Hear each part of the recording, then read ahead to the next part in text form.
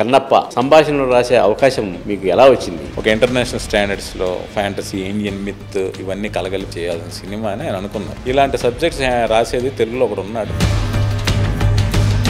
అందులో లేనిదేంటి, ఇందులో ఉన్నదేంటి? ఒక శివుడికి మనం పూజ చేయడమో నైవేద్యాలు అర్పించడమో మాత్రమే కాదు.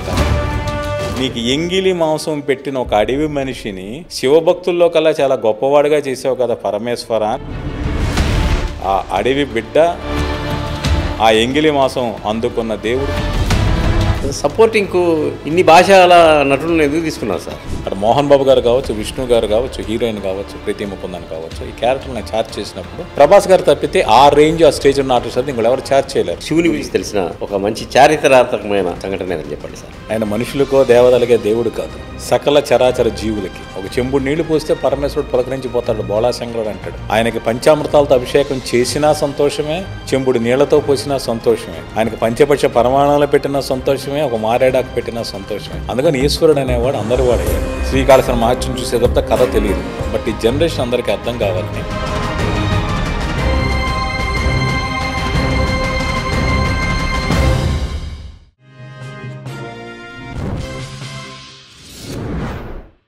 Hi, hello. ఈరోజు మనతో పాటు స్టూడియోలో కన్నప్ప సంభాషణల రచయిత తోట ప్రసాద్ గారు ఉన్నారు. వారిని అడిగి కన్నప్ప విశేషాలు తెలుసుకుందాం. నమస్తే సార్. నమస్తే బత్తు ప్రసాద్ గారు. సార్ బాగున్నారా? చాలా బాగున్నాను. జర్నలిస్ట్గా మన ఇద్దరం ఎన్నో ఏళ్ళు కలిసి ప్రయాణించాం. సినిమా షూటింగ్లు, కవరేజ్లు, ప్రెస్ మీట్లు చాలా అలరారుగా మన ఇద్దరం చాలా టైం స్పెండ్ చేసేవాళ్ళం. అవును సార్. మళ్ళీ మన ఇద్దరం ఇలా కూర్చొని మాట్లాడడం నాకు చాలా సంతోషంగా ఉంది సార్. చాలా అఫీషియల్గా, డిగ్నిఫైడ్గా మాట్లాడుకోవడానికి అవకాశం లేకుండా మన నోటికి తాళలేసి కూర్చోబెట్టారు. ముఖ్యంగా ప్రతిష్టాత్మకంగా రూపొందుతున్న కన్నప్ప సినిమా చాలా భారీ బడ్జెట్ సినిమా సార్. ఆ సినిమాకు సంభాషణలు రాసే అవకాశం మీకు ఎలా వచ్చింది? అంటే హీరో మంచు విష్ణు గారు, ఆయన ఒక 8 సినిమాలు ఆయన డ్రీమ్ ప్రాజెక్ట్. ఒక 8 సినిమాలు ఒక యూనివర్స్లో చేయాలి, ఒక ఇంటర్నేషనల్ స్టాండర్డ్స్లో ఫ్యాంటసీ, ఇండియన్ మిత్ ఇవన్నీ కలగలిపి చేయాల్సిన సినిమా అని ఆయన అనుకున్నారు. ఆయన జిన్నా షూటింగ్లో ఉండగా ఐడియా మన కొరియోగ్రాఫర్ ప్రేమ్ రషత్ మాస్టర్కి చెప్పారు. ఆయన ఐడియా చెబితే దీనికి ఎవరైనా నాకు రైటర్ కావాలి అంటే, ఇలాంటి సబ్జెక్ట్స్ రాసేది తెలుగులో ఒకడు ఉన్నాడు, అటు తోట ప్రసాద్ అని ప్రేమ్ రషత్ మాస్టర్ నా గురించి చెప్పారు. ఒక 2022 ఫిబ్రవరిలో ఎప్పుడో విష్ణు గారు జన్నా షూటింగ్ నుంచి నాకు ఫోన్ చేశారు. సార్ ఎవరిని అడిగినా మీ పేరే చెప్తున్నారు, సో మనం ఒకసారి కలుద్దాం అని. ఆ తర్వాత జిన్నా రిలీజ్ తర్వాత ఆయన కలిసిన తర్వాత ఆ ప్రాజెక్ట్ని వర్క్ స్టార్ట్ చేశాను. ఆ ప్రాజెక్ట్ వర్క్లో ఉండగా అప్పుడే కన్నప్పని, అంటే ఆయన 5-6 ఏళ్ళ నుంచి కన్నప్ప సినిమా తీయాలనుకుంటున్నారు విష్ణు గారు. సో దాన్ని రివైవ్ చేసి ఆ సినిమా చేసే ప్లానింగ్లో ఉన్నారు. అప్పుడు వేరే డైలాగ్ రైటర్ ఉన్నారు. ఆ స్క్రిప్ట్ పక్కన జరుగుతూ ఉంది. ఒకరోజు విష్ణు గారితో కూర్చొని మాట్లాడుతున్నప్పుడు కన్నప్ప గురించి నాకు తెలిసిన విషయాలని నేను షేర్ చేసుకున్నాను. అంటే చాలామంది ఏంటంటే దోర్జటి మహాకవి రాసిన శ్రీకాళహస్తీశ్వర మహత్యమే కన్నప్ప గురించి మొదట చెప్పింది అనుకుంటారు. కానీ చాలా ముందుగా ఆది శంకరాచార్యుల వారు శివానంద లహరి అనే ఒక కావ్యం ఉంది. అంటే శ్రీశైల మల్లికార్జును స్తుతిస్తూ ఆయన శ్రీశైలంలో ఉన్నప్పుడు, ఆయన అక్కడ బస చేసినప్పుడు ఆది శంకరాచార్యుల వారు ఈ 100 శ్లోకాలు రాశారు శివానంద లహరి. అందులో 63వ శ్లోకంలో చివరి 2 లైన్లో కన్నప్ప గురించి చెప్పారు ఆయన. కించిత్ మాంసశేషక బలం వనచరో నవ్యాపహారాయతే భక్తిం కింనా పుంశాం భక్తావతం సాయతే అని ఒక 2 లైన్లు రాశారు. నీకు ఎంగిలి మాంసం పెట్టిన ఒక అడవి మనిషిని శివభక్తుల్లో కల్లా చాలా గొప్పవాడిగా చేసావు కదా పరమేశ్వర అని ఆది శంకరాచార్యులు అన్నారు. సో ఆ అడవి బిడ్డ కన్నప్ప, ఆ ఎంగిలి మాంసం అందుకున్న దేవుడు శ్రీకాళహస్తీశ్వరుడు. సో ఆది శంకరాచార్యుల వారు 7వ శతాబ్దంలో ఈ పద్యం రాశారు. అంతవరకు కన్నప్ప అనేవాడు 12వ శతాబ్దం 13వ శతాబ్దం జీవించాడు అనుకుంటుంటేవాడు. కానీ దీన్ని బట్టి తెలిసింది ఏంటంటే 5వ శతాబ్దానికి ముందే కన్నప్ప ఉన్నారు. సో ఆది శంకరాచార్యులు రాసిన దీని గురించి చాలామందికి తెలియదు. అలాగే తెలంగాణకు చెందిన పాల్కూరి సోమనాథన్ అని ఒక మహాకవి అన్నాడు. ఎందుకు మహాకవి అంటే, నన్నయ్య మహాభారతం మొదలుపెట్టారు తెలుగులో, కానీ పాల్కూరి సోమనాథన్ అంటే జన బాహుళ్యంలో ఏదైతే ఉంటే దగ్గరికి చేర్చే ప్రయత్నం చేశాడు. ఒక రగడ ద్విపద అన్న కావ్యం, అంటే 2 లైన్లో మన వచన గేయాల్లాగా అలాంటి చెప్పే ప్రయత్నం చేశాడు. బసవ పురాణం, పండితారాజ్య చరిత్ర ఇవన్నీ రాసిన ఆయన పాల్కూరి సోమనాథ్. మన వరంగల్ జిల్లా పక్కన ఉన్న ఒక చిన్న గ్రామం అయింది. ఇప్పుడు అక్కడ ఒక మాన్యుమెంట్, మెమోరియల్ మాన్యుమెంట్ కూడా కడుతున్నారు. ఈ బసవ పురాణంలో ఉడుమూరు కన్నప్ప అని ఒకటి రాశాడు ఆయన. ఆ ఉడుమూరు కన్నప్ప స్ఫూర్తితోనే దోజ్జటి శ్రీకాళహస్తీశ్వర మహత్యంలో రాశాడు. ఇవన్నీ నాకు ఆ లిటరేచర్ మీద ఇంట్రెస్ట్ కొద్దీ ఈ విషయాలను నేను విష్ణు గారికి షేర్ చేసుకున్నాను. సార్ మీకు ఈ సబ్జెక్ట్ మీద బాగా గ్రిప్ ఉందంటే, గ్రిప్ కాదు సార్, నాకు చాలా ఇంట్రెస్ట్. హిస్టారికల్, పీరియాడికల్, మీరు మైథలాజికల్, ఫ్యాంటసీ, లేక ఫోక్లోర్ ఇలాంటి సబ్జెక్ట్స్ అంటే నాకు పర్సనల్గా చాలా ఇంట్రెస్ట్. ఏమాత్రం అవకాశం నేను ఇన్వాల్వ్ అవుతాను. షూర్ సార్ అన్నాడు. అయిపోయిన తర్వాత 23 మార్చి 16 నేను నా ఫ్యామిలీతో తిరుపతి దర్శనానికి వెళ్ళాను. 15వ తారీఖు తిరుపతి దర్శనం అయిపోయింది. 16వ తారీఖు నా ఫ్యామిలీతో శ్రీకాళహస్తి బయలుదేరా. ఇలాగ విష్ణు గారి దగ్గర నుంచి ఫోన్, నేను యూనివర్సిటీలో ఉన్నా, మీరు ఒకసారి రండి. మనం దర్శనం మిస్ అయిపోతున్నాం అనుకుంటూనే ఫ్యామిలీని శ్రీకాళహస్తి టెంపుల్కి పంపించి నేను విష్ణు గారిని కలవడానికి యూనివర్సిటీకి వెళ్ళాను. సో అక్కడే నాకు రోజంతా అయిపోయింది. మధ్యాహ్నం ఒక 4 గంటల టైంలో విష్ణు గారు రండి, అయ్యవారి దగ్గరికి వెళ్దాం అన్నారు. అయ్యవారు అంటే మోహన్ బాబు గారు. అంటే ఆయన ఛాన్సలర్ కాబట్టి, యూనివర్సిటీ ఛాన్సలర్ కాబట్టి ఆయన అందరూ స్టూడెంట్స్ అందరూ అయ్యవారు అని పిలుస్తుంటారు. అలా రండి అని చెప్పి మోహన్ బాబు గారి దగ్గర విష్ణు గారే తీసుకెళ్తే మోహన్ బాబు గారు, ప్రసాద్ గారు మీ గురించి నేను చాలా విన్నాను, మీరు కన్నప్ప రాయండి అన్నారు.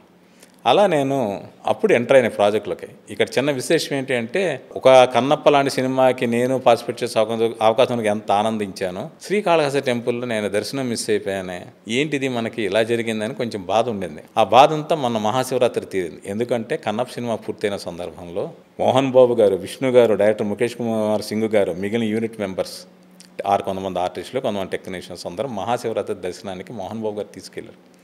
ఆ రోజు మిస్ అయిన దర్శనం ఈరోజు అత్యద్భుతంగా జరిగింది. అంటే బహుశా ఈశ్వర సంకల్పం నుండి, శివాజ్ఞానం నుండి, నువ్వు ఆ స్క్రిప్ట్ రాయిందే గుళ్ళో అడుగు పెట్టద్దు అని ఆయన దేవుడు ఆదేశించాడేమో అనిపించింది. అది ఊరికే మాట వరుస చెప్తున్నా కానీ నిజంగా ఆ రోజు మాత్రం, ఆ రోజు జరగని దర్శనం ఈరోజు మహాద్భుతంగా వీళ్ళందరితో కలిసి జరిగింది. యాదృచ్ఛికంగా జరిగింది, చాలా అద్భుతంగా జరిగింది. మోహన్ బాబు గారు విష్ణు గారితో కలిసి, కన్నప్ప గారు విష్ణు గారితో కలిసి శివుని దర్శించుకోవడం అనేది ఒక గొప్ప అనుభూతి. భక్త కన్నప్ప చరిత్రలో నిలిచిపోయిన సినిమా. అవును, భక్త కన్నప్ప అంటే టక్కన అదే కృష్ణరాజు గారే గుర్తొస్తారు, బాబు గారు, రమణ గారే గుర్తొస్తారు. అందులో లేనిదేంటి, ఇందులో ఉన్నదేంటి? ఇందులో ఉండేది శివుడు, కన్నప్ప. ఈ రెండిట్లో ఇది మారే అవకాశం లేదు. అక్కడ అడవి ఉంది, గుడి ఉంది, అతని ఎమోషన్స్ ఉన్నాయి, ప్రేమ ఉంది, నాస్తికత్వం ఉంది, భక్తి ఉంది, ఇక్కడ ఉంది. బట్ ఈ జనరేషన్కి తగ్గట్టుగా ఇంకొంచెం భారీ విజువల్ గ్రాండియర్తో, స్పాన్తో కథ చెప్తున్నారు. ఇక్కడ అంటే పాన్ ఇండియా సినిమా చేయాలని సంకల్పం కాదు, ఆ కన్నప్పలో టచ్ అయిన ఒక మేజర్ ఐటమ్ ఈ కథలో టచ్ చేయడం జరిగింది. అంటే ఒక శివుడికి మనం పూజ చేయడమో, నైవేద్యాలు అర్పించడమో మాత్రమే కాదు ధర్మాన్ని కాపాడుకోవడం. ఆ ధర్మం మీద దండెత్తిచ్చే వాళ్ళు కొంతమంది ఉంటారు. వాళ్ళకి ప్రాణాలు తెగించి పోరాడమే మన ధర్మ రక్షణ అవుతుంది. అంటే విదేశీయులు కొన్ని వందల నుంచి మన భారతదేశం మీద దండెత్తారు, ఇక్కడ హైందవ సంస్కృతిని ధ్వంసం చేశారు, ఆలయాలు కూల్చేశారు, విగ్రహాలు పగలగొట్టారు, నానా రకాల అపచారాలు అన్నీ జరిగాయి. ఆ రోజుల్లో వాయులింగానికి ఒక మహత్యం ఉంది. అది ప్రాణలింగం, ప్రాణంతో ఉన్న లింగం, ప్రాణం పోసే లింగం అనే నమ్మకం. సో దాని మీద విదేశీయులు కన్ను పడలేదా, వాళ్ళ దండెత్తి రాలేదా, వస్తే ఈ అడవి బిడ్డలందరూ ఎలా కలిసి పోరాడారనేది ఈ కథలో ఒక మేజర్ హైలైట్. ఇది వార్ ఫర్ వార్ కాదు, యాక్షన్ ఫర్ యాక్షన్ కాదు, ఏం జరిగినా అంతా శివుడి కోసమే. అంటే ఇక్కడ కొన్ని చారిత్రక ఆధారాలు ఉన్నాయి. మనకు పంచభూత లింగాలు ఉన్నాయి. శ్రీకాళహస్తిలో ఉంది వాయులింగం, కంచిలో ఉంది పృథ్వీలింగం, జంబుకేశ్వర్లో ఉంది జలలింగం, చిదంబరంలో ఉంది ఆకాశలింగం, అరుణాచలంలో ఉంది అగ్నిలింగం. ఈ 5 లింగాల మహత్యం గురించి 10వ శతాబ్దంలో ఇప్పుడు కంబోడియా ఐలాండ్ నుంచి కొంతమంది రాజులు వచ్చి వెతికారు. ఇది హిస్టారికల్ ఫ్యాక్ట్. వాళ్ళు దర్శనానికి ఉద్దేశంతో వచ్చారో, దాన్ని ఎత్తికెళ్ళిపోవాలనే ఉద్దేశంతో వచ్చారో తెలియదు, కానీ వాళ్ళు మాత్రం సెర్చ్ చేశారు. అంటే కంబోడియా అనే దాని వెనక ఒక బ్యాక్డ్రాప్ ఉంది. మనం కాంబోజ రాజ్యం అని జానపద కథల్లో చెప్పుకుంటాం. ఆ కాంబోజ రాజ్యమే కంబోడియా అయింది. నేను ఈ కంబోడియా ఐలాండ్ హిస్టరీ చదివినప్పుడు, లేక కొన్ని విషయాలు తెలుసుకున్నప్పుడు, ఇండియా నుంచి అత్యంత అరుదైన శివలింగాలు వాళ్ళు తరలించుకుపోయారు. అంటే ఇంద్రలింగం అని ఒకటి చెప్తారు, ఇంద్రుడు ప్రతిష్ఠించిన లింగం అని. ఆ లింగాన్ని 7వ శతాబ్దంలో 8వ శతాబ్దంలో ఒక కంబోడియా రాజు తీసుకెళ్ళి అక్కడ ఉంచాడు. అక్కడ కొన్ని వేల కోటి లింగాలు ఉండిపోయాయి కంబోడియాలో. సో ఇక్కడున్న భారతదేశంలోని శివలింగాలన్నీ అక్కడ తరలించి తీసుకెళ్ళిపోయాడు. భక్తితో కావచ్చు, లేక ఆ మహత్యం వాళ్ళకి దక్కాలని కావచ్చు, లేక ఒక స్వార్థంతో కావచ్చు, ఏమైనా చరిత్రలో జరిగిన ఘట్టాలు ఇవి. సో అలాంటి చారిత్రకంగా జరిగిన ఆధారాలను పట్టుకొని కన్నప్ప కాలంలో ఇది జరుగుంటే ఎలా ఉండేది అనేది ఒక ఊహకి ఇది యాక్షన్ ఎపిసోడ్స్ జత చేసి కథలో అల్లడమైంది. ఎందుకని తీసుకువెళ్ళారు సార్ ఆ కంబోడియా వాళ్ళు? దీనివల్ల ఏంటి ప్రయోజనం?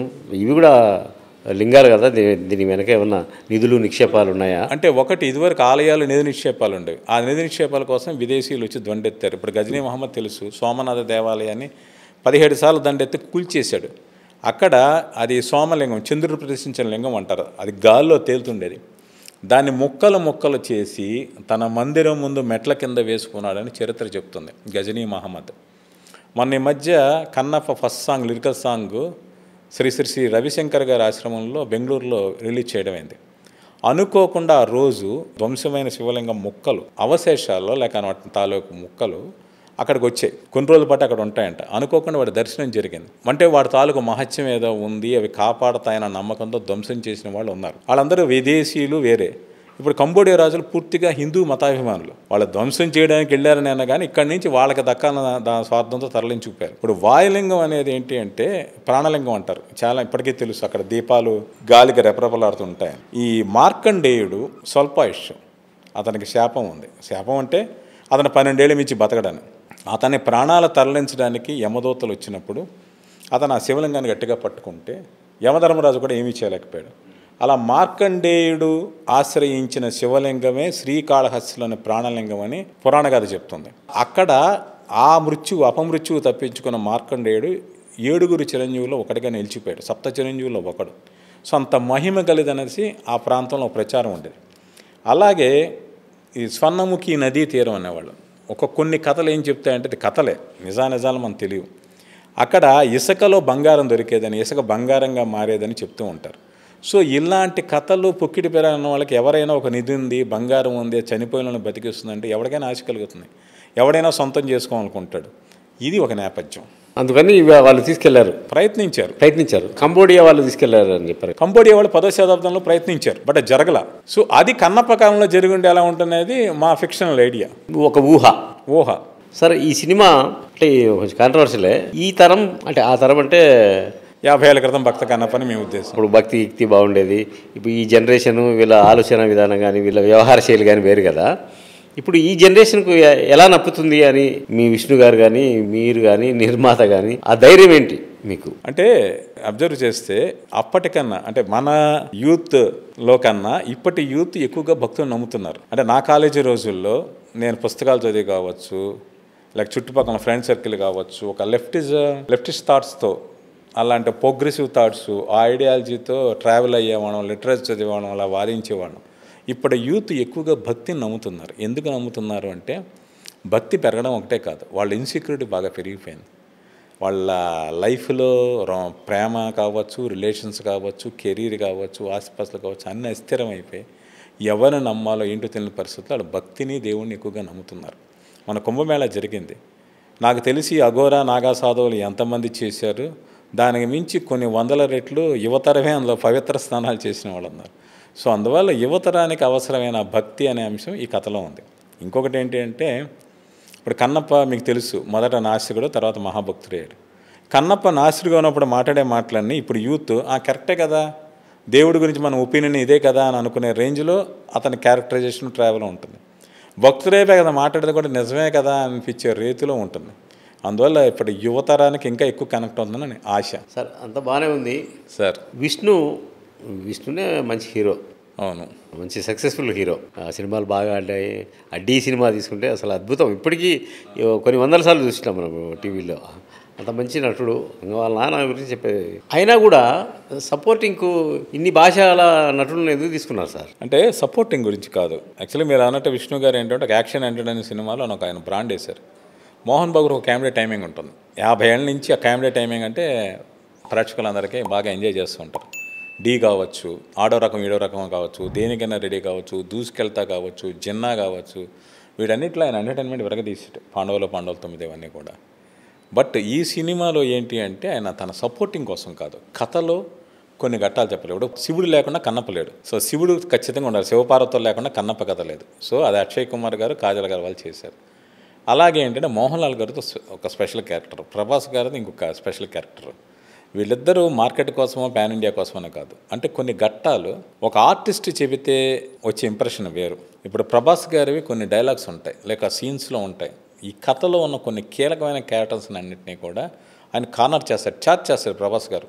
అటు మోహన్ బాబు గారు కావచ్చు, విష్ణు గారు కావచ్చు, హీరోయిన్ కావచ్చు, ప్రీతి ముకుందన్ కావచ్చు, ఈ క్యారెక్టర్ని ఛార్జ్ చేసినప్పుడు ప్రభాస్ గారు తప్పితే ఆ రేంజ్ ఆ స్టేజ్ ఉన్న ఆర్టిస్ట్ అయితే ఇంకోటి ఎవరు ఛార్జ్ చేయలేరు. సో చేసి దాని మీద జరిగే డ్రామా, దాని మీద మాట్లాడే టాపిక్స్ ఇవన్నీ కూడా ప్రభాస్ గారు లాంటి ఒక స్టార్ హీరో ఉన్నప్పుడు తప్ప ఎలివేట్ కావు. అందుకని ప్రభాస్ గారు అక్కడ అవసరం.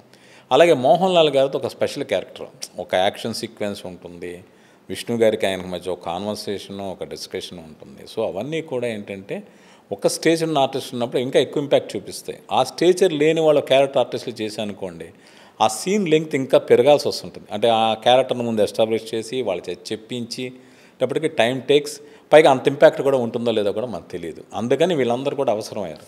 ముఖేష్ ఋషి గారు, అలాగే దేవరాజ్ గారు, అటు బ్రహ్మానందం గారు, సప్తగిరి గారు, మధుబాల గారు, ఇంకా చాలామంది ఆర్టిస్టులు, వీళ్ళందరూ కూడా సినిమాలో ఒక ఇంపార్టెంట్ క్యారెక్టర్ చేశారు.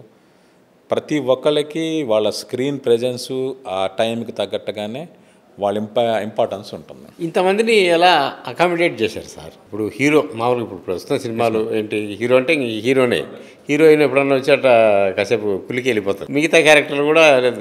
ఈ కథలో ఇంతమందిని ఎలా చొప్పించగలిగారు? అంటే కథలోనే ఉన్నారు.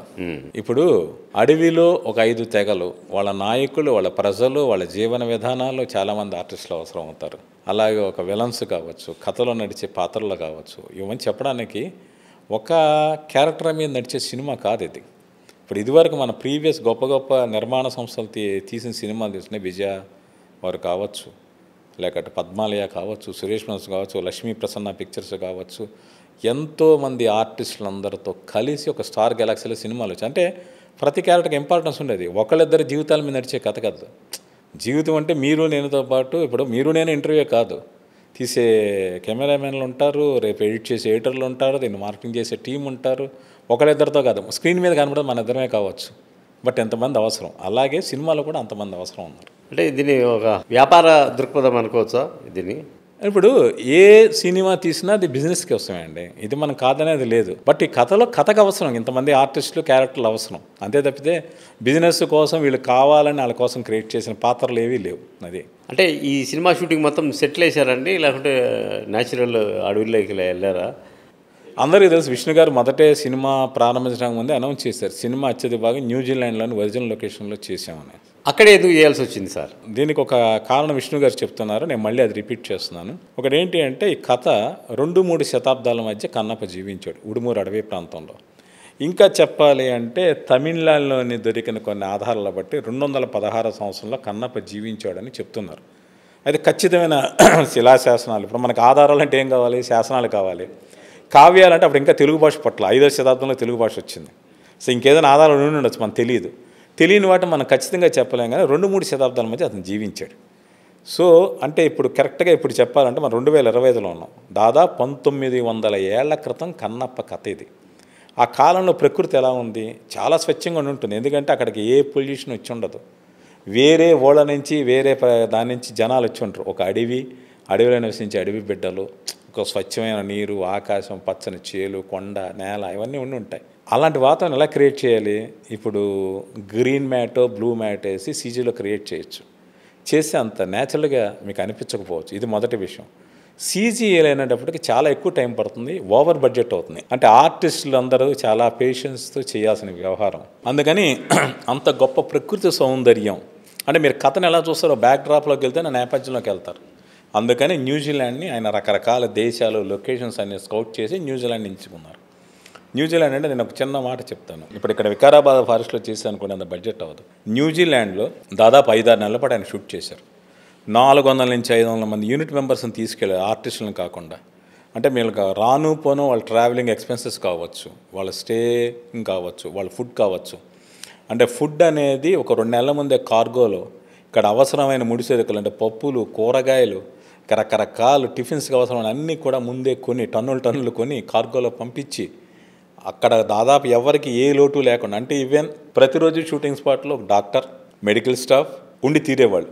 దాంతోపాటు ఏంటంటే మెడిసిన్స్, మేజర్ ప్రైమరీ ఏదైనా ఒక జలుబు, జ్వరాలు, ఇంకోటి ఏదైనా వచ్చేదానికి దానికి తగ్గ మందులు, ఇవన్నీ ప్రతిరోజు అందరినీ చెక్ చేస్తూ ఫిజియోథెరపిస్ట్ని తీసుకెళ్ళి ఇంతమందితో ఏంటంటే ఇదివరకు రాజులు యుద్ధానికి వెళ్ళినప్పుడు చతురంగ బలాలతో పాటు ఇలా విందు వినోదాలతో వెళ్తారు కదా, ఆ రేంజ్లో జరిగింది షూటింగ్. సార్ కన్నప్ప చరిత్ర జరిగింది మా రాయలసీమలో, అవును. కడప ఆ ఏరియాలో. అంటే నాది రాయలసీమ, నేను పుట్టింది అనంతపురం అండి. మన అనుకుందాం, మన రాయలసీమ అనండి. అక్కడే తీస్తే న్యాచురల్ ఉంటుంది కదా, అలా కాకుండా తీసుకుపోయి న్యూజిలాండ్లో తీశారు అని జనాల్లో టాక్. అవును, ఈయన న్యూజిలాండ్లో పుట్టిన కన్నప్పన అని కూడా విమర్శలు వస్తున్నాయి. దీని మీద మీరేమంటారు? ఒక రకంగా బాధ అనిపిస్తుంది. కన్నప్ప అనేది న్యూజిలాండ్లో పుట్టాడన్న ఉద్దేశంతో చేసింది కాదు. ఇప్పుడు మీకు ఇందాక చెప్పినట్టు విష్ణు గారికి, మోహన్ బాబు గారికి ఇన్ని వందల కోట్లకు పెట్టి న్యూజిలాండ్ తీసుకెళ్లి షూట్ చేయాల్సిన అవసరం లేదు. ఇక్కడ వికారాబాద్లో చేయొచ్చు, తలకోన ఫారెస్ట్లో కూడా తీయొచ్చు, కాదని ఎవరు అడగరు. ఇక్కడ నేను కొన్ని ప్రశ్నలు మిమ్మల్ని అడుగుతాను, రైట్ చేస్తాను. ఫస్ట్ ఆఫ్ ఆల్ ఆలోచించడం ఒకసారి. విష్ణు గారు, మోహన్ బాబు గారు, ప్రభాస్ గారు, మోహన్ లాల్ గారు, ముఖేష్ ఋషి గారు, బ్రహ్మాజీ గారు, రఘుబాబు గారు, అదుర్సు రఘు, బ్రహ్మానందం గారు, సప్తగిరి గారు, మధుబాల గారు, ప్రీతి ముకుందన్ గారు, ఇంకా దేవరాజు గారు, ఇంకా ఇంత వందల మంది, ఇంతమంది 10 మంది ఆర్టిస్టులను తీసుకెళ్ళి ఒక అవుట్డోర్ లొకేషన్ చేస్తుంటే జనం ఒత్తిడి తాకిడి ఎలా ఉంటుంది, ఎలా చేయగలరు? ఇది first question. First of all Vishnu గారి విజన్ ప్రకారం అంటే ఒక బ్యూటిఫుల్ విజువల్స్ చూపించాలని న్యూజిలాండ్ ఎంచుకున్నారు. ఇది ఫస్ట్ పాయింట్. రెండో పాయింట్ ఏంటంటే ప్రతి సినిమాకు ఒక షూటింగ్ కంఫర్ట్ ఉంటుంది. With due to all respect to those films and those film makers, నేను మిమ్మల్ని క్వశ్చన్ అడుగుతాను. కృష్ణ గారు తీసిన మ్యాగ్నమ్ ఓపస్ భక్త కన్నప్ప సినిమా బాపు గారు ఎక్కడ తీశారు? నల్లమల్ల అడవుల్లో తీల. పశ్చిమ గోదావరి జిల్లాని బుట్టాయిగూడెం, జంగారెడ్డిగూడెంలో ఆ కోయిగూడెం సెట్స్ వేసి తీశారు, అవునా అండి? తర్వాత ఇప్పుడు అన్నమయ్య సినిమా ఉంది. ఆయన మన కడప, తిరుపతి ప్రాంతం వాడైనా, తాళ్లపాక గ్రామానికి చెందినవాడైనా సినిమా షూటింగ్ కేరళలో చేశారు. ఎందుకంటే షూటింగ్ కంఫర్ట్. ఒక 16,000 నాటికి ఇల్లు కావాలంటే కేరళ లొకేషన్కి వెళ్ళి చేశారు. అప్పుడు మరి సోషల్ మీడియా లేకపోవడం ఎవరో ఈ ప్రశ్నలు తలెత్తింది లేదు. ఇప్పుడు నిన్నకాక మనం వచ్చింది, నేను పేర్లు చెప్తాను, క్షమించండి, నేను ఏమీ వాళ్ళని తక్కువ చేయట్లా. బాలకృష్ణ గారి గౌతమిపుత్ర శాతకర్ణి. గౌతమిపుత్ర శాతకర్ణి అంతా క్రీస్తు పూర్వం కృష్ణానది తీర ప్రాంతంలో పరిపాలించిన మహాచక్రవర్తి. ఆయన తెలంగాణలో ఆయన సామ్రాజ్యం విస్తరించింది, మహారాష్ట్రలో విస్తరించింది. కానీ జార్జియాలో ఎందుకు తీశారు వార్ సీక్వెన్సు? కాశీలో ఎందుకు తీశారు? అది షూటింగ్ కంఫర్ట్. ఇప్పుడు సైరా ఉయ్యాలవాడ నరసింహారెడ్డి ఉన్నాడు, ఆయన ఎక్కడ వాడు? రాయలసీమ వాడు. ఆయన సినిమాలో సీన్స్ ఎక్కడో ఫారిన్ కంట్రీలో జార్జియాలో ఎందుకు తీశారు అంటే షూటింగ్ కంఫర్ట్. ఇప్పుడు నిన్నగాక మొన్న వచ్చిన RRR సినిమా, వాళ్ళిద్దరిది అల్లూరి సీతారామరాజు కథ కానివ్వండి, కొమరం భీమి కథ కానివ్వండి, అదో ఫిక్షనల్, హిస్టారికల్ ఫిక్షన్. సరే, ఆ విషయాలు పక్కన పెడితే ఆ నాటు ప్రపంచాన్ని ఊపేసి ఆస్కార్ నాటు సాంగ్ ఎక్కడ చేశారు? ఉక్రెయిన్ ప్రెసిడెంట్ బిల్డింగ్ ముందు తీశారు. ఇప్పుడు ఆ యుద్ధం జరిగిన జెలెన్స్కీ అని ఆ ప్రెసిడెంట్ ప్యాలెస్ ముందు తీశారు. ఇది రాజమౌళి గారే చెప్పారు. ఒక కొమరం భీం, అల్లూరి సీతారామరాజు ఉక్రెయిన్కి పాస్పోర్ట్లు తీసుకుని ఎప్పుడు వెళ్ళారు? అక్కడ నాటు పాట ఎందుకు పాడారు? దీనికి సమాధానం ఉండదు. అంటే ఏంటి అంటే ఒక లాజిక్లు ఉండవు. ఒక షూటింగ్ కంఫర్ట్ కోసం చేస్తారు అది, అంత తప్పితే దానికోసం ఇంకోటి వేరే. ఇప్పుడు విష్ణు గారు న్యూజిలాండ్లో చేసామని చెప్పలేదు, షూటింగ్ చేశారు. మీరు చూసి ఏమనుకుంటారు? సీజీలో ఏంటరా ఇలా చేశాడు అనుకుంటారు, లేదు అనుకుంటే ఏదో ఫారిన్ కంట్రీలో తీశాడు అనుకుంటారు. అంతే తప్పితే న్యూజిలాండ్ అని చెప్పడం వల్ల దీని మీద ఎక్కువ విమర్శలు వస్తున్నాయి.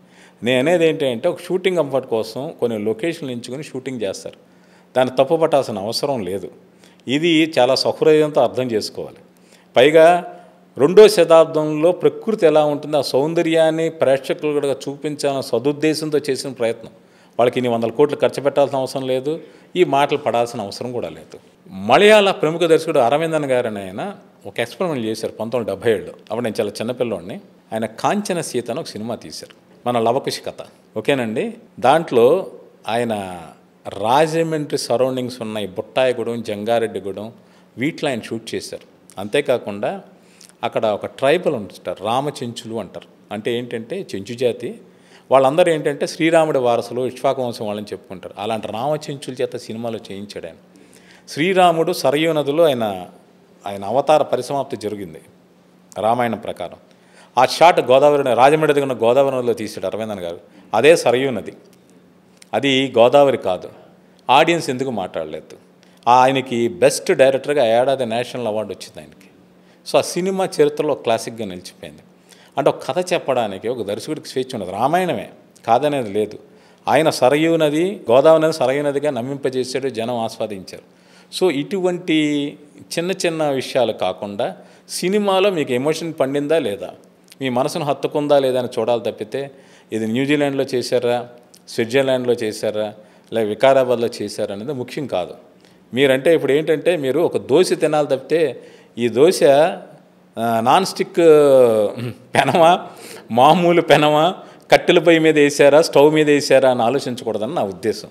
దయచేసి కన్నప్ప న్యూజిలాండ్లో తీశారు, కన్నప్ప న్యూజిలాండ్ అని విమర్శిస్తున్న వాళ్ళందరికీ నేను చాలా వినయపూర్వకంగా అందరికీ చెప్తుంది, ఒకటి ఆ కాలం నాటి ప్రకృతి సౌందర్యాన్ని మీ కళ్ళారా చూపించాలన్న సదుద్దేశంతో విష్ణు గారు చేశారు. ఇంకొకటి షూటింగ్ కంఫర్ట్ అనేది కూడా దృష్టిలో ఉంచుకుని ఇటువంటి సూక్ష్మ రంధ్రాన్వేషణ కాకుండా సినిమాను సినిమాగా చూడండి, ఇది నా విన్నపం. సంభాషణల రచయితగా కాకుండా ఒక విమర్శకుడిగా మీరు చాలా సినిమాలు రివ్యూలు చేశారు, జర్నలిస్ట్గా చేశారు. మీరు ఏ కోణంతో చూస్తారు ఈ సినిమాను? మీరు ఈ సినిమాని కాదు, నాకు ఒక అలవాటు ఉంది. అంటే బిడ్డ చచ్చిన పురుడి వాసన పోలేదని చెప్పేసి నేను స్టార్ట్ అయింది రైటర్గా. నా 16 ఏట ఫస్ట్ ఇయర్ పబ్లిష్ అయ్యాను, తర్వాత జర్నలిస్ట్ అయ్యాను, తర్వాత మళ్ళీ రైటర్ అయ్యాను. నేను రాసే స్క్రిప్టులకి కథ అయిపోయిన తర్వాత నేను ఒక రివ్యూ రాసుకుంటా, ఈ సినిమా ఎలా ఉంది ఏంటి అనేది. చాలా మట్టుకు ఏంటి అంటే 100కి 95-99% నేనేం రాసుకున్నానో రేపు ఆడియన్స్ అదే ఫీల్ అవుతారు. నేను పనిచేసిన సినిమాలు కొన్ని డిజాస్టర్ అయ్యాయి, ఫ్లాప్ అయ్యాయి. నేను ఆ దశలోనే ముందే డైరెక్టర్కి చెప్పిన సందర్భాలు ఉన్నాయి, ఈ సినిమా వర్కౌట్ కాదని. వాళ్ళు కొన్నిసార్లు నమ్మారు, కొన్నిసార్లు నమ్మలేదు, నా మీద కోపడ్డారు, అనే విషయాలు వేరే, అది వేరేసారి మాట్లాడుకోవచ్చు. కన్నప్ప సినిమాకి సంబంధించి ఏంటి అంటే, నేను కన్నప్ప విష్ణు గారిని మొదటిసారి కలిసినప్పుడు ఆయన ఒక మాట అన్నాడు, ప్రసాద్ గారు నాకు క్లైమాక్స్లో ఎలా చేయాలో పూర్తి క్లారిటీ ఉంది, దాని ముందు కన్నప్ప ఎలా బిహేవ్ చేస్తారో ఇంకా ఆలోచిస్తున్నాను అన్న. నేను ఒకసారి షాక్ అయ్యాను, ఇదేంటి కొంచెం ఎగ్జాగరేట్గా మాట్లాడుతున్నాడు, ఇంకా సినిమా షూటింగ్ స్టార్ట్ అవ్వాలా, స్క్రిప్ట్ పూర్తి కాల, క్లైమాక్స్లో నా పెర్ఫార్మెన్స్ గురించి నాకు ఒక ఐడియా ఉందండి అన్నాడు. ఏంటిది అనుకున్నా, కానీ వన్స్ క్లైమాక్స్ చూసిన తర్వాత ఆయన ఆ పాత్రతో ఎంత ట్రావెల్ అయ్యాడో, ఎంత ఇన్వాల్వ్ అయిపోయాడో నాకు అర్థమైంది. ఆ సినిమాని 7 సార్లు పైన చూశాను, తెలుగులోనే కాదు, తమిళం, మలయాళం, కన్నడం, హిందీలో చూశాను. చూసిన ప్రతిసారి క్లైమాక్స్ దగ్గర వచ్చాడు నా కళ్ళ నీళ్ళు ఆటోమేటిక్గా వచ్చాయి. అంటే అంత గొప్పగా నటించారు విష్ణు గారు. ఈ సినిమాకి నేనేది ఏంటి అంటే లాస్ట్ 1 అవర్ ముఖ్యంగా క్లైమాక్స్ అనేది ఒక నెక్స్ట్ లెవెల్లో ఉంటుంది. అంటే డాక్టర్ రాజకుమార్ గారు, మన కృష్ణరాజు గారు కన్నప్ప పాత్రను అత్యద్భుతంగా పోషించారు. వాళ్ళు మహానటులు. వాళ్ళతో ఈ యంగ్ జనరేషన్ విష్ణు గారిని కంపేర్ చేయలేం, కానీ నెక్స్ట్ జనరేషన్ ఎవరైనా కన్నప్ప క్యారెక్టర్ చేయాలంటే వాళ్ళకి బెంచ్ మార్క్ పెర్ఫార్మెన్స్ విష్ణు గారిదే. వాళ్ళు విష్ణు గారు ఎంత బాగా చేశారు కన్నప్పని, మనం చేయాలంటే విష్ణు గారిని క్రాస్ చేయాలనుకునే రేంజ్లో ఆయన పెర్ఫార్మెన్స్ చేశారు. అది ఈ సినిమా ఒక యూనిట్ మెంబర్గా కావచ్చు, ఒక ఆడియన్గా కావచ్చు, మీరు అన్నట్టు ఒక మాజీ నక్సలైట్లకు మాజీ జర్నలిస్ట్గా కూడా నా ఒపీనియన్ అది. ఈ సినిమా విడుదలైన తర్వాత విష్ణు ఇప్పుడు ఉండే ఇమేజ్ కాకుండా ఎలాంటి ఇమేజ్ వస్తుంది అనుకుంటున్నాను? అంటే మీరు అన్నట్టు ఇందాక యాక్షన్ ఎంటర్టైనర్ మీద ఆయనకు మంచి పేరు ఉంది, ఫాలోయింగ్ ఉంది. ఒక కరుణ రసాత్మకమైన పాత్రని ఇంత అత్యద్భుతంగా పోషించగలరా అంటే, ఆర్టిస్టులకి ఆడియన్స్ నవ్వించడం ఎంత కష్టమో తను కంటతడి పెట్టకుండా ఎదుటివాడిని ఏడిపించడం అనేది చాలా గొప్ప ఫీట్. ఆ ఫీట్ ఈ సినిమాలో చేశారు విష్ణు గారు. సో పెర్ఫార్మర్గా ఓకే, ఆయన స్ట్రెంగ్త్ ఏంటనేది ఆడియన్స్కే కాదు ఫిల్మ్ ఇండస్ట్రీకి కూడా అర్థం అవుతుంది. సో ఆ రేంజ్లో ఆయనకు ఛాలెంజింగ్గా ఉండే క్యారెక్టర్లు క్రియేట్ చేయాలని, కథలు రాయాలని రైటర్లు, డైరెక్టర్లు ఆలోచిస్తానని నా ఉద్దేశం. సినిమాలో మోహన్ బాబు క్యారెక్టర్ ఏంటండి? ఆయన మహాదేవ శాస్త్రి అని ఒక పవర్ఫుల్ క్యారెక్టర్ చేశారు. ఆయనకు ఒక అహంభావం ఉంటుంది, శివుడు తన సొంతం అనుకునేంత అహంభావం ఉంటుంది. ఆ పాత్ర మాట్లాడే సంభాషణ కావచ్చు, ఆ పాత్ర అటు విష్ణు గారితో కావచ్చు, ప్రభాస్ గారితో బిహేవ్ చేసే తీరు కావచ్చు, అవన్నీ ఆడియన్స్కి మంచి గూజ్ బంప్స్ మూమెంట్స్ ఇస్తాయి. మోహన్ బాబు అంటే ఇప్పటి వరకు ఉండే ఇమేజ్ ఈ సినిమాతో మారుతుందంటారా? అంటే ఎలాంటి ఆయన ఇప్పుడు ఆయనకి అది 50వ సంవత్సరం, 500 పైన సినిమాలు యాక్ట్ చేశారు, అంటే రకరకాల డిఫరెంట్ క్యారెక్టర్స్ అన్నీ చేశారు. ఆయన ఇమేజ్ ఏదైతే ఉందో ఇమేజ్ మార్చేది కాదు, ఆయన ఇమేజ్ని మరింత పెంచేది. ఇక్కడ ఇంకొకటి ఏంటి అంటే, కొంతమంది అనుకున్నట్టు ఏ వర్గాన్ని కించపరిచేలా ఈ సినిమాలో ఉండదు. అది ఈ సినిమాలో బిగినింగ్ నుంచి తీసుకునే జాగ్రత్త. అది మీరు సినిమా చూసాక ఇంకా బాగా అర్థమవుతుంది. ఈ సినిమా షూటింగ్లో మీరు ఉన్నారా సార్? యాక్చువల్గా న్యూజిలాండ్ నేను వెళ్ళలేదు. ముందు మోహన్ బాబు గారు అడిగారు, నువ్వు వస్తావా న్యూజిలాండ్ అని. నేను రానని చెప్పాను. అలాగే విష్ణు గారు కూడా షూటింగ్ స్టార్ట్ అయిపోయాక రమ్మని కబురు చేశారు, మీరు రండి స్పాట్లో మీరు అవసరం ఉంటుందని. బట్ నేను వెళ్ళలేదు. అంటే దానికి కారణం ఏంటి అంటే, నా వ్యక్తిగత ఆరోగ్య కారణాల వల్ల నేను 12 నెలలు అవుట్డోర్ షూటింగ్ వెళ్ళలేక నేను ఆగిపోయాను. ఇక్కడి నుంచే డైలీ యూనిట్తో టచ్లో ఉండి అవసరమైనప్పుడు అవసరమైన డైలాగ్స్ కావచ్చు, ఇన్పుట్స్ కావచ్చు ఇస్తూ వచ్చాను. అలాగే ఇక్కడ హైదరాబాద్ రామోజీ ఫిల్మ్ షూటింగ్ జరిగినప్పుడు కొన్నిసార్లు నేను వెళ్ళాను. సినిమా మొత్తం డబ్బింగ్ అంటే కో డైరెక్టరు వాళ్ళందరూ ఉంటారు, బట్ అయినప్పటికీ కూడా యాజ్ ఎ రైటర్గా త్రూఅవుట్ తెలుగు సినిమా డబ్బింగ్ అంతా కూడా నేను దగ్గరుండి చేయించాను. పాత భక్త గణపతి చేసేటప్పుడు 50 ఏళ్ళ ఇంత సాంకేతికత లేదు. అవును. ఇప్పుడు ప్రస్తుతం ఉండే సాంకేతికను ఎట్లా వాడుకున్నారు సార్? అంటే సాంకేతికత అంటే ఇప్పుడు మీకు అనేది ఒక విజువల్ బ్యూటీ అయితే సినిమాలో కనబడుతుంది. అలాగే ఏంటి అంటే నేను టెక్నాలజీ కన్నా కూడా అథెంటిసిటీ అనేది ఈ సినిమా బాగా ఉపయోగపడింది. అంటే మీకు ఇందాక చెప్పినట్టు కన్నప్ప అనేవాడు 5వ శతాబ్దం ముందు జీవించినవాడు, ఆదిశంకరాచార్యులు చెప్పారు, పాల్కూరి సోమనాథుడు చెప్పాడు. ఇలాంటి విషయాలన్నీ కూడా ఇప్పుడు మనకున్న ఇన్ఫర్మేషన్ రీత్యా తెలుసుకుని ఇంకొంచెం అథెంటిసిటీ ఇవ్వడానికి ప్రయత్నించాం. మీరు ఒక విషయం గమనిస్తే ఇంతవరకు వచ్చిన కన్నప్ప సినిమాలు కన్నడంలో 2 వచ్చాయి, తమిళంలో ఒకటి వచ్చింది, మన ప్రింట్ దొరకదు, 1938లో వచ్చింది. తెలుగులో భక్త కన్నప్ప కావచ్చు, హిందీలో వచ్చిన శివభక్త కావచ్చు. అన్నిట్లో కన్నప్ప ఒక శివలింగాన్ని మామూలు అందరూ చూసే శివలింగం ఆకారంలోనే అతను పూజిస్తాడు, దానికి కళ్ళు అర్పిస్తాడు. కానీ సినిమా మీరు ఫస్ట్ సాంగ్ విజువల్ చూసినప్పుడు ఇప్పుడు శ్రీకాళహస్తిలో ఏ స్వరూపం అయితే పూజలు అందుకుంటుందో అదే వాయులింగం ఆకారం ఉంది. సో ఇది ఒకటి బేసిక్గా తీసుకున్న జాగ్రత్త. అంటే అప్పటికే శ్రీకాళహస్తి అన్నాడు వరం ఇచ్చాడు ఈశ్వరుడు. ఆ శ్రీకాళం హస్తి 3 ఆ శివలింగం మీద ఉన్నాయి. సో అలాగా వాయులింగం ఏదైతే ఉందో అదే తెరపై చూపించారు. సో ప్రతి చిన్న విషయంలో కూడా అథెంటిసిటీ అనేది ఇవ్వడానికి ఈ సినిమాలో జరిగిన ప్రయత్నం. అంటే ఇప్పుడు డిఐఈ అవి ఇవి అని ఏమేమి వచ్చాయి కదా సార్ ఇప్పుడు గ్రాఫిక్స్. అవును, ఆ సీజీలు అనేవి కూడా కొన్ని ఇంకా ఎక్కువ సపోర్ట్ చేస్తాయి. ఇప్పుడు మన కైలాసం ఇదివరకు ఒక సెట్ వేస్తే మబ్బులు అనేవి అట్ట మొక్కల కింద మనకి తెలిసిపోతూ ఉండేవి. ఇప్పుడు అలాంటిది లేకుండా చాలా న్యాచురల్గా అనిపిస్తాయి. అవి అలాంటివన్నీ కూడా మనకి ఇంకా మోర్ ఎంజాయబుల్గా ఉంటాయి. అంటే అప్పట్లోనే అది మంచి టెక్నికల్ మూవీ. అవును, 50 ఏళ్ళ కింద వచ్చినా కూడా అంటే వితౌట్ మేకప్ చేశారని విన్నాను. అప్పుడు నేను ఒకసారి చదివాను. ఆ సినిమా అడవి ప్రాంతం, అడవి బ్యాక్డ్రాప్లో జరుగుతుంది కాబట్టి బాపు గారు పొద్దునే లేచి టేప్ రికార్డ్ తీసుకెళ్ళేవారంట అడవుల్లోకి. ఆ బర్డ్స్ తాలూకు కొవ్వకొవ్వలన్నీ రికార్డ్ చేసుకుని ఆర్ఆర్లో ఉపయోగించుకోవడానికి. ఇది కృష్ణరాజు గారే చెప్పారు ఒకసారి ఆ సందర్భంలో. అటువంటి జాగ్రత్తలను తీసుకున్నారు. ఇప్పుడు ఏంటి అంటే మనకి రకరకాల వచ్చిన ఒక టెక్నాలజీతో ఏ సౌండ్స్ కావాలంటే ఆ సౌండ్ డిజైన్ చేయొచ్చు, ఒక విజువల్ ఫీస్ట్ చేయొచ్చు. కాబట్టి దానికంటే ఒక 10 రెట్లు ఎక్కువ ఉంటుందండి ఈ సినిమా. మనం ఏ సినిమాని ఇప్పుడు ఒక సినిమానికి వస్తుంది కంపారిజన్ తప్పు. భక్త కన్నప్ప ఒక మ్యాగ్నమ్ ఆపస్ సినిమా, కృష్ణరాజు గారి కెరీర్లోనే కాదు తెలుగు సినిమా చరిత్రలోనే. అలా కన్నడ రాజకుమార్ చేసిన రాజకుమార్ గారు చేసిన శ్రీకాళహస్తీశ్వర మహత్యం కావచ్చు, అవేలా ఒక ల్యాండ్ మార్క్ ఫిల్మ్స్గా నిలిచిపోయాయో అలాగే విష్ణు గారు చేసిన ఈ కన్నప్ప సినిమా కూడా దీని తాలూకు ఒరిజినాలిటీతో దీని అలా నిలిచిపోతుంది తప్పితే ఈ సినిమా భక్త కన్నప్ప కన్నా ఎక్కువ తక్కువ అనే డిస్కషన్ అయితే రాదు. ఇప్పుడు ఇది మల్టీ స్టార్ సినిమా అనొచ్చదని ఖచ్చితంగా అనొచ్చు. ప్రభాస్ను అంతగా ప్రభావితం చేసిన అంశం ఏంటండి? ఆయన క్యారెక్టర్ ఏంటి అసలు ఇందులో? ఆయన పోషించిన పాత్ర పేరు రుద్ర. అంటే దానికి ఆయన ఫస్ట్ లుక్ రిలీజ్ చేసినప్పుడు ఒక క్యాప్షన్ మేకర్స్ వదిలేరు, ప్రళయకాల రుద్రుడు, త్రికాల మార్గదర్శకుడు, శివాజ్ఞ పరిపాలకుడు అని. సో అక్కడే త్రికాల మార్గదర్శకుడు 3 భూత భవిష్యత్ వర్తమానాలు తెలిసినవాడు, ఒక గైడ్ అంటే ఒక మన దారి తప్పిపోయినప్పుడు ఒక దారి చూపించేవాడు, అలాగే శివాజ్ఞ ఇమీడియట్గా పరిపాలించేవాడు. అదే ఆయన క్యారెక్టరైజేషన్. ఇంకొకటి ఏంటి అంటే విష్ణు గారి స్క్రిప్ట్ రాసినప్పుడు ప్రభాస్ గారిని శివుడు అని చాలామంది అనుకున్నారు, అలా ఉద్దేశంతో అప్రోచ్ అయ్యారు. బట్ విష్ణు గారి మనసులో స్క్రిప్ట్ రాసినప్పుడు మాతో మాట్లాడింది ఏంటంటే ప్రభాస్ ఈ క్యారెక్టర్ చేస్తే బాగుంటుంది అంటుండేవాడు. బట్ ఆయన చేస్తాడో లేదో తెలియదు. ప్రభాస్ గారు మొత్తం స్క్రిప్ట్ విన్నాడు. ఆయన కన్నప్ప స్క్రిప్ట్ మొత్తం విని నేను రుద్ర క్యారెక్టర్ చేస్తానని అడిగాడు ఆయన. అది ఆయన ఛాయిస్. స్వచ్ఛందంగా నేను శివుడి క్యారెక్టర్ కాదు రుద్ర క్యారెక్టర్ చేస్తాను అంటే రుద్ర క్యారెక్టర్లో స్పెషాలిటీ ఉంది. ఒకడు పాన్ ఇండియా స్టార్ ఆయన రకరకాల క్యారెక్టర్లు చేశారు. బట్ క్యారెక్టరైజేషన్ ఆయన విపరీతంగా ఆకట్టుకుంది. అందువల్ల తనకు తాను సెలెక్ట్ చేసుకుని చేసిన పాత్ర అది. సార్ ఇన్ని సినిమాలు రాశారు మీరు, మంచి యుక్త వయసులోనే సినిమా ఇండస్ట్రీకి వచ్చినారు. సినిమాలు రాయడమే కాకుండా చాలా సినిమాలు చూశారు, విమర్శకులుగా జర్నీ చేశారు. ఈ సినిమాకు రాస్తున్నప్పుడు మీరు ఎలా ఫీల్ అయ్యారు?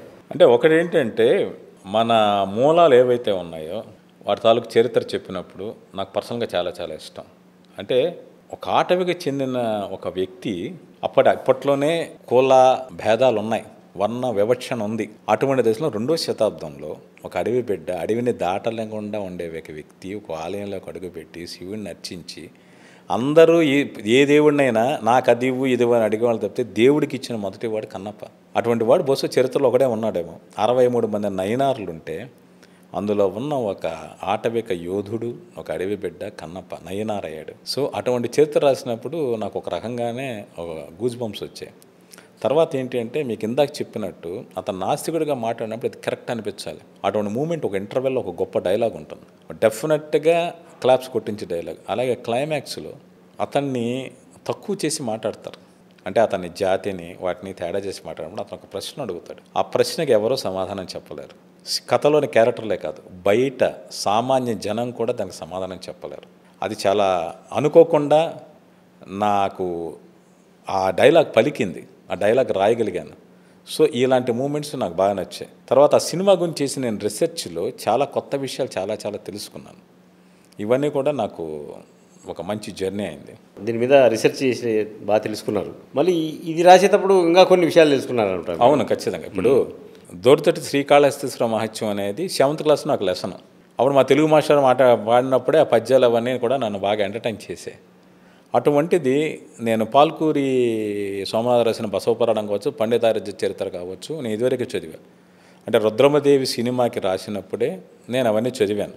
ఇక్కడ ఇంకొక మహాభక్తురాల గురించి చెప్తాను. అక్క మహాదేవి అని, ఆవిడ శివభక్తురాలు. ఆవిడ శివుణ్ణి వేరేలా చూసింది. ఏంటి అంటే, అందరూ ఈశ్వరుని మన తండ్రి కింద వాటి కింద చూస్తాం కదా. ఆవిడ ఏమనిందంటే, నీ కన్నతల్లి లేదు పరమేశ్వర, తల్లి ఉండుంటే నీ జుట్టు ఇలా జడలు కట్టనిచ్చేదా, నువ్వు ఇలా శ్మశానంలో బూడిద రాసుకొని ఇచ్చేదా, ఇలాగ జంతువుల చర్మాలు కప్పుకు తిరిగితే నేను ఊరుకొని ఇచ్చేదా, ఇలా భిక్షాపాత్ర పట్టుకొని తిరుగుతుంటే ఊరుకొని ఇచ్చేదా, నీకు పరమేశ్వర నీకు తల్లి లేదు కదా, ఎంత కష్టం వచ్చిందని నన్ను బాధపడింది. ఆవిడ ఎక్స్ప్రెషన్ను నన్ను ఎప్పటికీ హంట్ చేస్తూ ఉంటుంది. అంటే ఒక శివుడిని చంటిబిడ్డలా చూసి ఆవిడ ఎలా బాధపడింది, తల్లి లేదు కదా అన్నది. ఆవిడ అక్కమహాదేవి తపస్సు చేసిన గుహ శ్రీశైలంలో ఉంది, ఇప్పటికీ భక్తులు వెళ్ళి చూస్తూ ఉంటారు. ఆ ఎక్స్ప్రెషన్ నేను సిరివెన్నెల సీతారామ శాస్త్రి గారికి చెప్పినప్పుడు ఆయన రుద్రమదేవిలో ఒక సాంగ్ రాశారు ప్రకాష్ రాజు గారి మీద.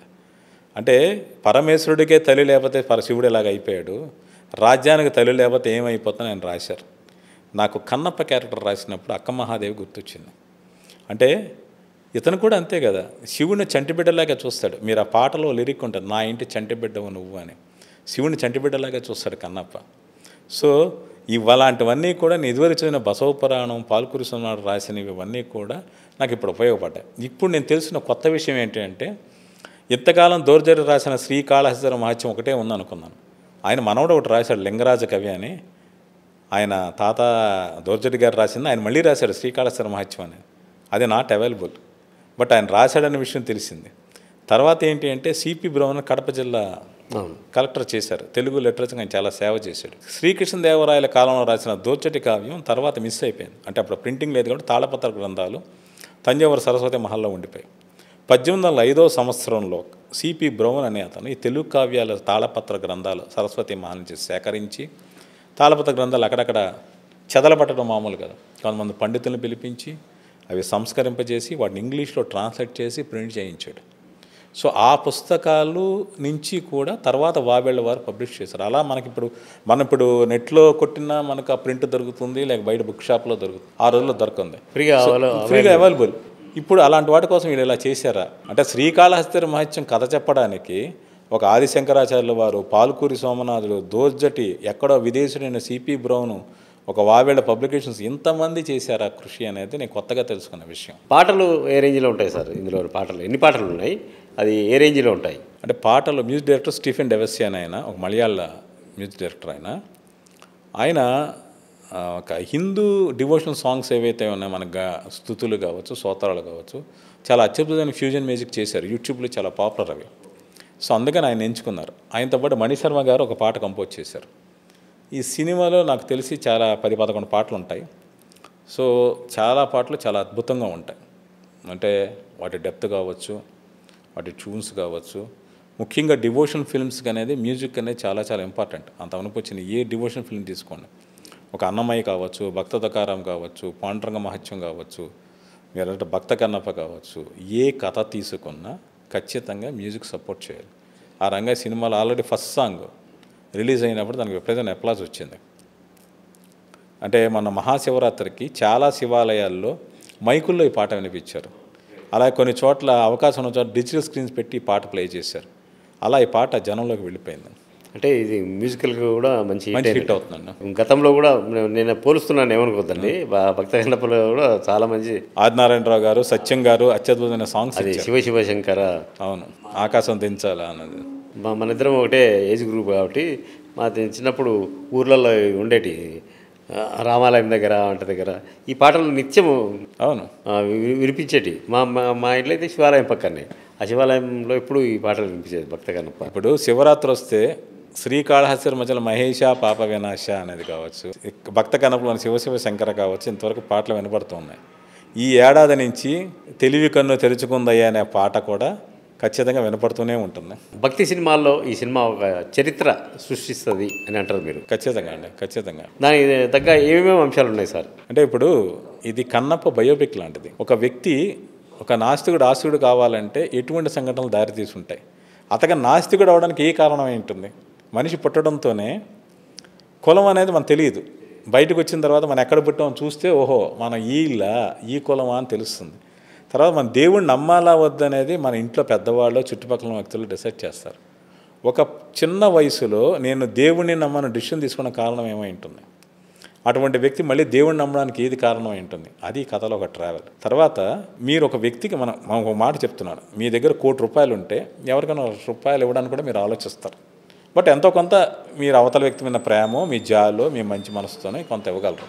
మీకు అత్యంత ముఖ్యమైన మీ ప్రాణము మీ ఒంట్లో అవయవాలు ఇవ్వలేరు. అటువంటిది ఒక రాయికి, అంటే దేవుడైనప్పటికీ కూడా రాయికి తన కళ్ళు ఇచ్చేసాడంటే శివుని ఎంత ప్రేమించి ఉంటాడు? ఒక రాయినే అంత ప్రేమించిన వాడు తన చుట్టూ ఉన్న మనుషులు ఇంకెంత ప్రేమించి ఉంటాడు? తన తండ్రి కావచ్చు, తను ప్రేమించిన అమ్మాయి కావచ్చు, తన స్నేహితుడు కావచ్చు, తన చుట్టుపక్కల ఉండే జనాలు కావచ్చు, వాళ్ళ కోసం ప్రేమించి ఇంకేమి ఇచ్చి ఉంటాడు అతను. ఈ అంశాలన్నీ, ఈ ఎమోషన్స్ అన్నీ కన్నప్ప జీవితంలో తాలూకు డిఫరెంట్ డైమెన్షన్స్ అన్నీ కూడా ఈ కథలో ఉంటాయి, ఈ సినిమాలో ఉంటాయి. ఇప్పుడు ఆ తరంగాన్ని ఈ తరంగాన్ని తీసుకుంటే శివుడు అనే ఆయన ఒక క్రేజీ గాడ్, ఒక మాస్ హీరో, ఒక మాస్ దేవుడు అనుకోవచ్చు. ఆయన శ్మశానాల్లోని బూడిద పూసుకొని ఏమన్నా చేయని అది ఎందుకు ఒక శివుడు అంటే ఒక వైబ్రేషన్ వస్తుంది సార్. ఈ సినిమాలో మొత్తం శివుని చరిత్ర అంతా చెప్పిండొచ్చు, చెప్పకపోయిండొచ్చు. మీకు పర్సనల్గా శివుని గురించి తెలిసిన ఒక మంచి చారిత్రాత్మకమైన ఒక సంఘటన ఏదని చెప్పండి సార్. ఈశ్వరుడు అనేవాడు భూత ప్రేతాధినాథుడు. ఆయన మనుషులకో దేవతలకే దేవుడు కాదు, సకల చరాచర జీవులకి, అంటే పక్షులకి. ఆయన ఇప్పుడు శ్రీకాళహస్తిలో ఉంది, ఒక పాముకి ఏనుక్కి సాలేడికి కూడా ఆయనే ఈశ్వరుడు, వాళ్ళకి మోక్షం ఇచ్చాడు. అలాగే శ్మశాన భూత ప్రేతాధినాథుడు. ఆయన భూతాలు ప్రేతాలు ఏవైతే ఉన్నాయో వాటన్నిటికి కూడా ఈశ్వరుడే అధిష్టాన దేవత. సో అటువంటి ఈశ్వరుడి దగ్గర ఎందుకు ఒక మాస్ గాడ్ అన్న మీరు మాటకి ఏంటంటే, అందరికీ ఆయన ఒక చెంబుడు నీళ్లు పోస్తే పరమేశ్వరుడు పులకరించిపోతాడు, బోళాశంకరుడు అంటాడు. ఆయనకి పంచామృతాలతో అభిషేకం చేసినా సంతోషమే, చెంబుడు నీళ్లతో పోసినా సంతోషమే. ఆయనకు పంచపక్ష పరమాణాలు పెట్టినా సంతోషమే, ఒక మారేడాకు పెట్టినా సంతోషమే. అందుకని ఈశ్వరుడు అనేవాడు అందరి వాడయ్యాడు. నాకు ఈశ్వరుడు అనేవాడు అంటే శివుడు అంటే నాకు తెలియకుండా ఒక ఇష్టం, ఒక తెలియని ఒక ఆనందం వస్తూ ఉంటుంది. సో ఒళ్ళు పులకరించిపోతూ ఉంటుంది. అదే అన్న వైబ్రేషన్స్. మా నాన్నగారు పుట్టపర్తి నారాయణచార్యులు గారని కడప జిల్లా, ఆయన ఒక గొప్ప పండిట్, స్కాలర్. ఆయన రాసిన శివతాండం అనేది మా నాన్నగారు చిన్నప్పుడు శివాలయానికి మహాశివరాత్రి రోజు కార్తీక మాసం తీసుకెళ్ళి అదే ఆయన చదివేవాళ్ళు, ఆయన చదివించారు. ఆడేనమ్మా శివుడు పాడేనమ్మా భవుడు అంటూ స్టార్ట్ అవుతుంది. అంటే శివుడు నటరాజ తాండవం చేస్తుంటే సకల దేవతలు వచ్చి చూశారని, విష్ణుమూర్తి వచ్చి చూశాడని, బ్రహ్మ వచ్చి చూశాడని, వాళ్ళు శివుడు తాండవం చేస్తుంటే వాళ్ళు ఆనంద పారవశ్యం చెంది వాళ్ళు తలో వాయిద్యం తీసి అందుకున్నారని ఇలా సాగుతుంటుంది నా కావ్యం. అవన్నీ చదివినప్పుడు ఊళ్ళు పలకరించిపోతూ ఉండేది. ఇక్కడ మీకు ఇందాక చెప్పినట్టు అందరివాడు ఈశ్వరుడు అనడానికి ఇప్పుడు వైష్ణవంలో 24 మంది ఆళ్వార్లు ఉన్నారు. అక్కడ కూడా ఏంటి అంటే మీకు ఇందాక చెప్పినట్టు విదేశీయుల దండయాత్రలు అనే కారణాలు పక్కన పెడితే ఈశ్వరుడు ముందు అందరూ ఒకటే. ఈశ్వరుడు ఏ కులాన్ని వాడు ఈ కులం వాళ్ళేనని పూజించాలి, వీళ్ళు తప్పితే ఇంకోళ్ళు రావదని ఈశ్వరుడు రూల్స్ రెగ్యులేషన్స్ పెట్టాల, అందరినీ హక్కుని చేర్చుకున్నాడు యునానిమస్గా. ఏ దేవుడైనా కానివ్వండి, అటు ఈశ్వరుడు కానివ్వండి, నారాయణుడు కానివ్వండి, ఎవరైనా సరే. కొందరు మధ్యలో ఎవరైతే ఉండేవాళ్ళు వాళ్ళ స్వార్థం కోసం కొన్ని రూల్స్ పెట్టారు. అది తప్పు అని తెలుసుకోవడం కోసం అని నిరూపించడానికి 24 మంది ఆళ్వారుల్లో కేవలం అగ్రవర్ణాల వారే కాదు, వేరే కులాల వారు కూడా ఉన్నారు. ఇప్పుడు ధనుర్దాసు అనే ఆయన ఉన్నాడు. ఆయన అంటే కులాల పేర్లు మనం మాట్లాడకూడదు, కానీ ఆయన ఒక దొమ్మరి కులానికి చెందినవాడు. బట్ అయినప్పటికీ మహా విలుకాడు. ఆయన 24 మంది ఆళ్వారులో ఒకడు. అలాగే ఇప్పుడు కన్నప్ప ఒక కోయ బిడ్డ, ఆయన 63 మంది నయనారులో కన్నప్ప నయనారు ఒకడు. అలాగే నందనారని ఈ 23 మంది నయనారులో ఆయన ఒకడు. ఆయన ఒక దళితుడు. ఆయనకి శివుడు అంటే చాలా పిచ్చి.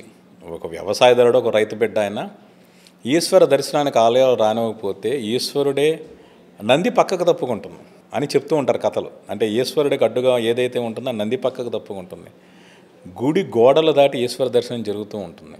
ఆయన చిదంబర ఆలయానికి దర్శనం కోసం ప్రయత్నిస్తే కొంతమంది నిరాకరించారు అప్పుడు అర్చకులు. బట్ ఆయన్ని ఒక అగ్ని ప్రవేశం చేసి ఆయన ఆలయ దర్శనం అది చేసుకున్నారు. 63 నయనార్లు ఆయన ఒకటిగా నిలిచిపోయాడు.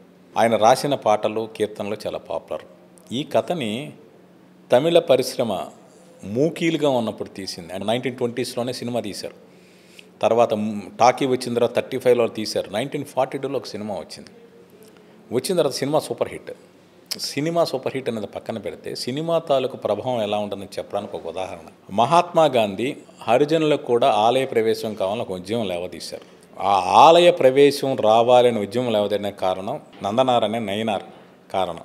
ఎందుకంటే ఆయన ఆలయ దర్శనం లేకుండా ఆపేశారు. ఆయన అగ్ని ప్రవేశం చేశాడు విన్న గాంధీజీ చెలించిపోయి హరిజనులు కూడా అర్హులే, వాళ్ళకి ఆలయ ప్రవేశం కావాలని ఆయన ఒక పోరాటం చేశారు. అంటే నేనేది ఒక సినిమా అనేది కేవలం ఏంటంటే ఒక యాక్షన్ హీరోని చూసి జనాలు చంపుతారా లేదా అనేది వాళ్ళ తాలూకు ఆలోచనలో క్రిమినల్ థాట్ రావచ్చు, వైలెంట్ థాట్ పంచం. యోగి వేమన నాగే గారు యోగి వేమన చూసి బాలయోగి అని అమలాపురంలో ఆయన ఒక సమాధిలోకి వెళ్ళారని చెప్తూ ఉంటారు. ఎక్కడో ఒక 10 కోట్ల మందికి 100 కోట్ల ఒకళ్ళు ప్రభావితం కావచ్చు, ఒక్కళ్ళ ప్రభావితమైన చాలు. ఇప్పుడు కన్నప్ప సినిమా అనేది ఏంటంటే ఒక స్ఫూర్తి. ఎందుకు స్ఫూర్తి అంటే ఒక కోయబిడ్డ ఒక ఈశ్వరుడు దర్శనానికి తను వెళ్ళాడు, పోరాడాడు, 63 మంది నయనార్లో నిలిచిపోయాడు. తను శివుడి దగ్గరని తీసుకోలే, తనే శివుడికి ఇచ్చాడు. ఇప్పుడు ఒక స్వచ్ఛమైన ప్రకృతిలో పెరిగిన వాడు ఎదుటి వాళ్ళని ఆశించడు. కావాల్సిన వేట సంపాదించుకుంటాడు తప్పితే ఇంకోటి పెట్టే స్వభావం తప్పితే ఇంకో దగ్గర తీసుకునే స్వభావం ఉండదు. అటువంటి స్వభావం కావచ్చు, అతను చేసిన త్యాగం కావచ్చు, అవన్నీ ఇన్స్పైర్ చేస్తాయి. సో అలాగా ఒక కన్నప్ప నయనార్ కావచ్చు, మీకు చెప్పినట్టు నందనార్ నయనార్ కావచ్చు, ఇలాంటి చరిత్రలన్నీ కూడా స్ఫూర్తి. ఒక భక్తి మార్గంలో వెళ్ళే వాళ్ళందరికీ స్ఫూర్తి. అంటే కొల్ల తేడాలు లేవు, వర్ణ వివక్షలు లేవు. ఈశ్వరుడు ఏ దేవుడైనా సరే అందరి వాడు, సర్వాంతర్యామి అంటే అన్ని చోట్ల ఉండేవాడు, అందరికీ చెందినవాడు, ఒక్క వ్యక్తి కాదు, ఒకళ్ళ సొంతం కాదు దేవుడు. అది సార్ ఇంకొక ముఖ్యమైన ప్రశ్న అండి. ఈ సినిమా భారీ బడ్జెట్ అని 200 కోట్లు అంటున్నారు. అంత అవసరమైందా సార్ దీని ఈ సినిమాకు? అంటే మీకు ఇందాక చెప్పినట్టు నేను అనేది న్యూజిలాండ్లో 5-6 నెలల పాటు షూట్ చేశారు. అంటే రోజుకి తక్కువలో తక్కువ వేసుకున్న ఇవాళ రేపు ఇక్కడ హైదరాబాద్లో చేసినా కూడా రోజుకి 5 నుంచి 10 లక్షలు ఖర్చు అవుతాయి షూటింగ్ ఎక్స్పెన్సెస్. ఏది ఆర్టిస్టులు టెక్నీషియన్స్ రెమ్యునరేషన్స్ కాకుండా. అటువంటి న్యూజిలాండ్లో దాదాపు 100-150 రోజులు చేశారు. సో ఎంత ఉంటుందో మీరు అంచనాలు వేసుకోండి.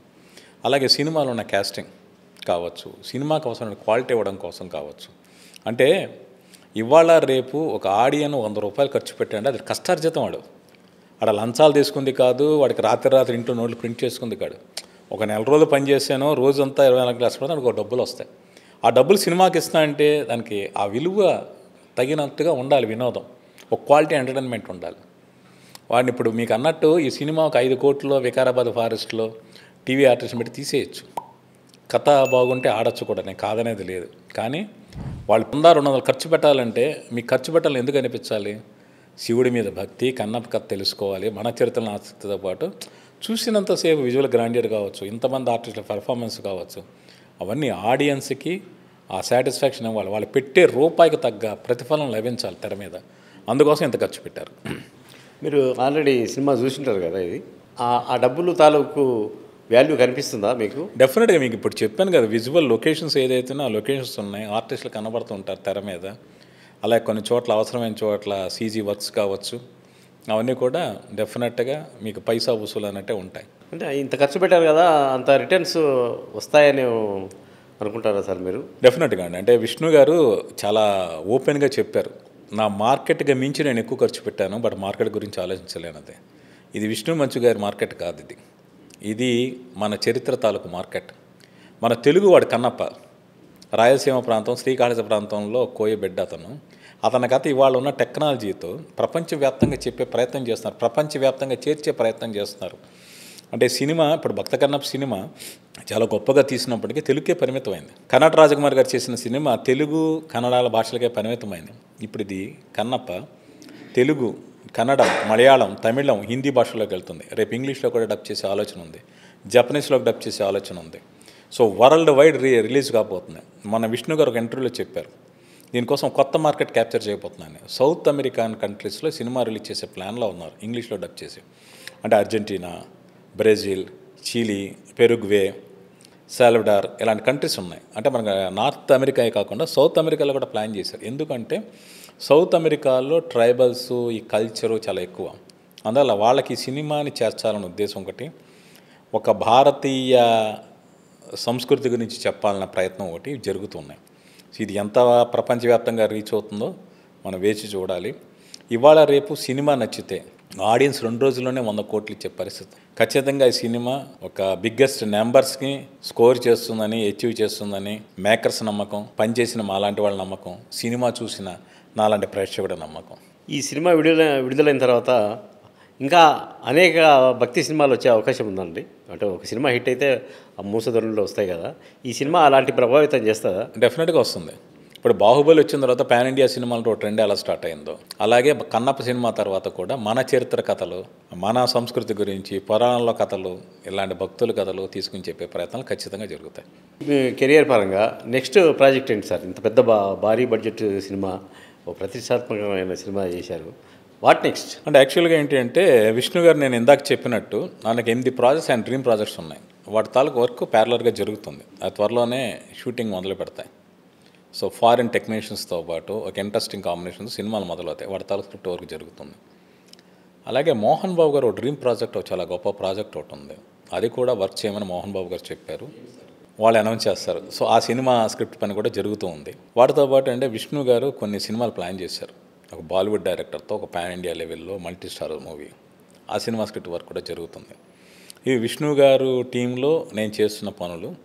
అలా కాకుండా నా మిత్రుడు యోగేష్ కేఎంసీ అని ఒక దర్శకుడు, ఆయన దర్శకత్వంలో మేమిద్దరం రాసిన ఒక స్క్రిప్ట్ ఆధారంగా ఒక సినిమా మొన్న అక్టోబర్లో ఓపెనింగ్ జరుగుతుంది. సంయుక్త మీనన్ హీరోయిన్, హాస్య మూవీస్ రాజేష్ దండా గారు నిర్మిస్తున్నారు. ఆ సినిమాకి డైరెక్టర్ యోగేష్ కేఎంసీ మేము ఇద్దరం కథా స్క్రీన్ ప్లే రాసి ఇప్పుడు డైలాగ్స్ రాస్తున్నాను. ఆ సినిమా రెగ్యులర్ షూటింగ్ త్వరలోనే ప్రారంభం కాబోతుంది.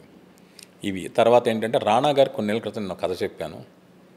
ఒక పీరియాడికల్ బ్యాక్డ్రాప్, చాలా హై బడ్జెట్ మూవీ, ఒక యాక్షన్ అడ్వెంచర్, ఒక హిస్టరీలో జరిగిన ఒక రియల్ ఇన్సిడెంట్ ఆధారంగా ప్లాన్ చేసిన ఒక యాక్షన్ అడ్వెంచర్ సినిమా.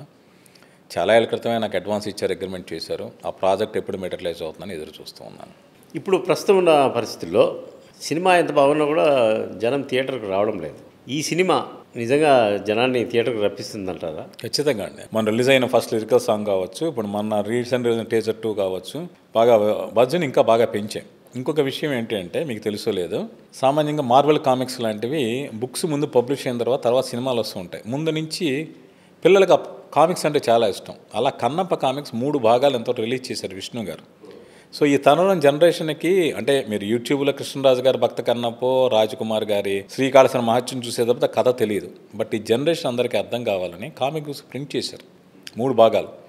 ఇంగ్లీష్తో పాటు రీజనల్ లాంగ్వేజ్ తెలుగు, తమిళం, హిందీ, మలయాళం, కన్నడ అన్ని భాషల్లోకి బుక్స్ ప్రింట్ చేసి అన్నీ ఫ్రీగా డిస్ట్రిబ్యూట్ చేశారు.